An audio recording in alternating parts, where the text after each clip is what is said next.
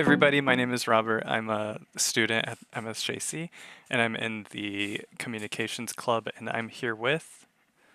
Ryan Henderson. I'm a professor of biology, mostly teaching microbiology and some intro classes as well. Ryan is a TEDx speaker and we're just gonna talk a little bit about that. So what motivated you to become a TEDx speaker? Honestly, I was asked, and to be quite honest with you, I sat on it, for a good couple of weeks, to really think about, the gravity of that request. One, that I was flattered first to even be considered to speak to something at such a high level.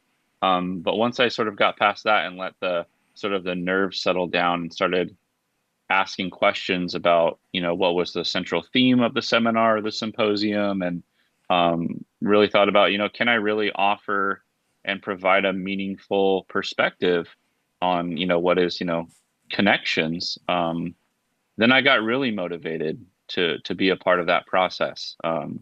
Yeah, very, very excited to contribute what it is that I have to say um, to the, you know, general collective knowledge that we provide. So on that topic, what is the central theme of your TEDx talk? So my centralized theme is really speaking to the biological connections that we human beings have with our Earth, right? And connecting sort of those micro levels that we cannot see or perceive with our eyes, and the macro levels, the ones that we can, right? Ecosystem level. And so bridging the gap between those two different essentially systems, but then really speaking to how we are all completely connected at every single level, the same sort of genomic building blocks like Lego pieces, DNA based pairs, RNA, proteins. It's the same whether you're talking about the smallest life forms on this planet or the largest life forms. And then what's the interplay between all of those organisms, and how very, very easily we can disrupt that entire system with pollution, right? The dysregulation at any one of those steps can have huge consequences for our ecosystems and, inevitably us as human beings on the planet. So what would you say is the biggest challenge you've encountered in that? The biggest challenge encountered in, sorry, could Your you role. clarify? Um, I think boiling down and synthesizing into very discrete, digestible pieces of information, sort of like the enormity of the topic.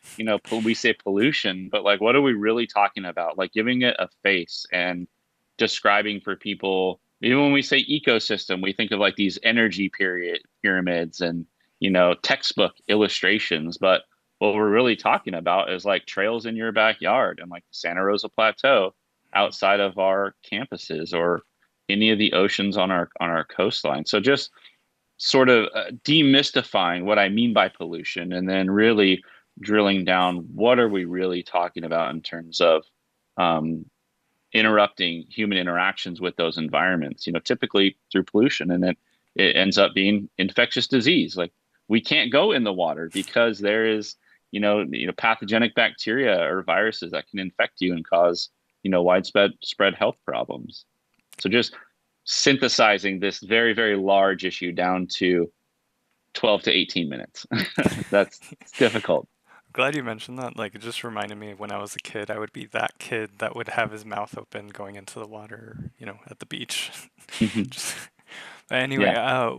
what's your most notable achievement you've accomplished, do you think? Oh man. Um, I would say honestly, my most notable, it would have to be becoming a father.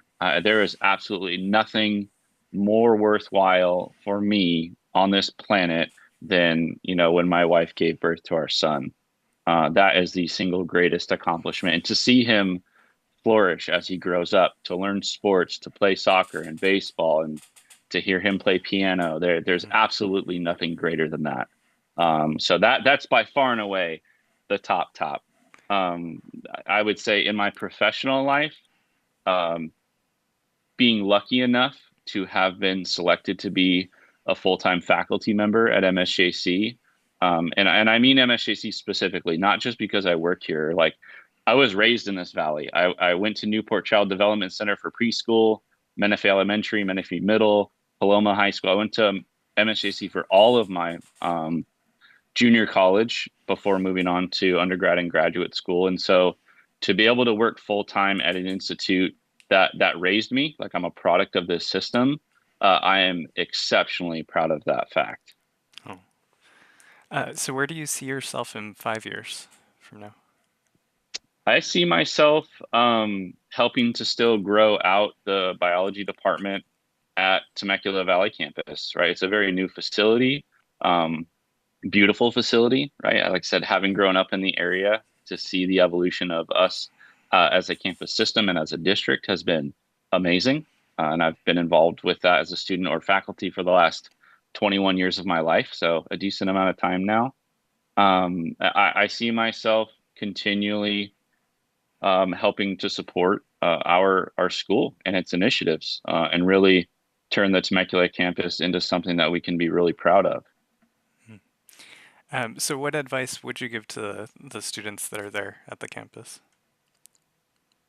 I tell my students all the time, and I mean this compassionately and lovingly, that they have got to be selfish with their education. Nobody is going to take their classes for them. Nobody is going to apply for their jobs or fill out their job applications or show up to work. They have got to put their education first, or there is no future for them, right? Hmm. So they've got to be selfish with their education.